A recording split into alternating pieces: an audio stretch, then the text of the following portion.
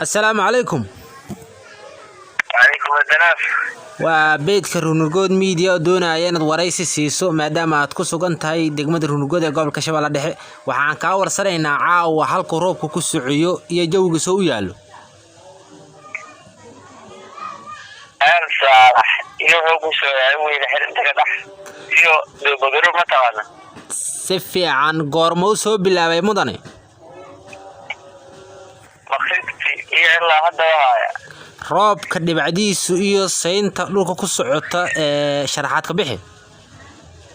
iyo dadku waa si yaala xagow ka soo bilaawdo amba daamada ka soo bilaawo badda ka yimid meeqa saac ka soo baxay meeqa saac ka soo baxay waa ku maqla mudane si fiican si fiican aanu maqlaa يا هو ياه إلا تبعه وجودي إلا صار دبلو جد دقمة مكودة دقمة رونغود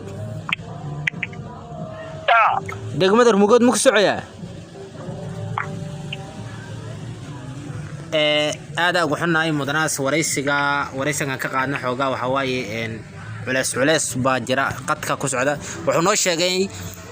qofkan deegaanka ah oo ku sugan degmada Rungod ee gobolka Shabeellaha Dhexe inuu galabta soo bilowdo roobku 12 saac bar oo nabadda ka soo baxay oo amdiisu ka soo bilaabatay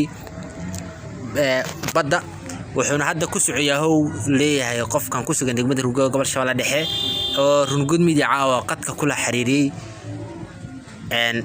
abaaji ilaa ceelgeed rana ayuu haysayay oo leeyahay saynto wuxuuna amdiisu u socotaa jadac gudud wuxuu ku daag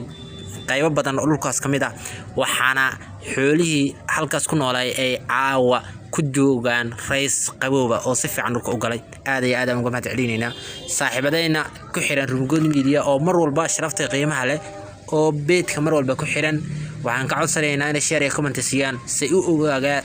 amba ula socdaan xogaha aan halkan ku daawacno mahadsanidin